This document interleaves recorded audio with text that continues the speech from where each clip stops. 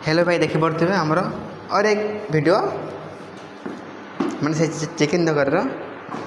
देखी पड़े मुझे आसली जस्ट मैंने तलू पड़े कि कम थी तलू पड़े देखते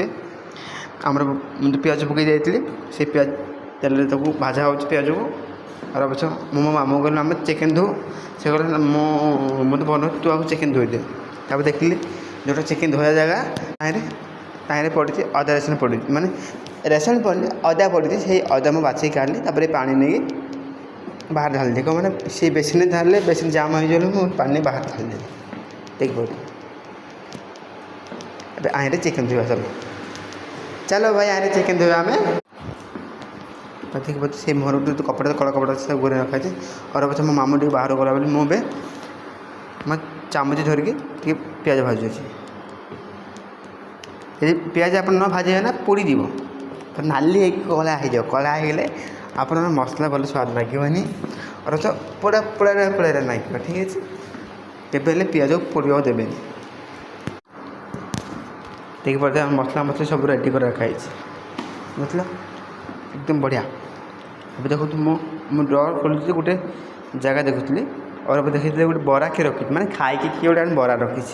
मो मामू बोलते मामू बरा किए रखी से कहला मुझे जानी मन माने मो इच्छा होता बरा खाईदेवाई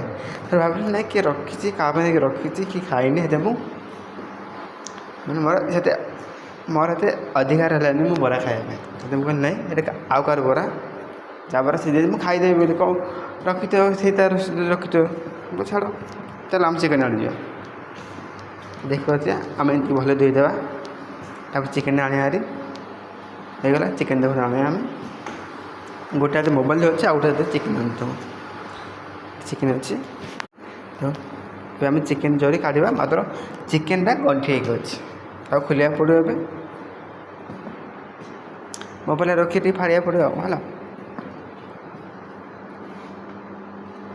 मतलब ऊपर जोटा खोली जाए मतलब भितर जोटा पूरा गंठी अच्छे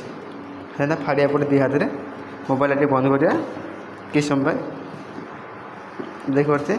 मुझे कि समय देख पाते आम चिकेन जरी फाड़िया होगला मैंने फाड़ी दिया देख पाते ढालिया और ढालिया जगार से जगह आम फुल हो चिकेन धोप मानते जगह पूरा फुल होगला अब नहीं आम चिकेन जरी नहीं डस्टबिन पकईद आम पकई सारे आसतु पानी चल जमी आम अटा फटा दला बेसन दलुचे आम सेमती चिकेन को धोवा दलिक और जगह तो ना कौन कर धोया पड़वा थी हाँ मुझे आपको नेक्स्ट वीडियो भाई मुझे देखिपारि ओके भाई।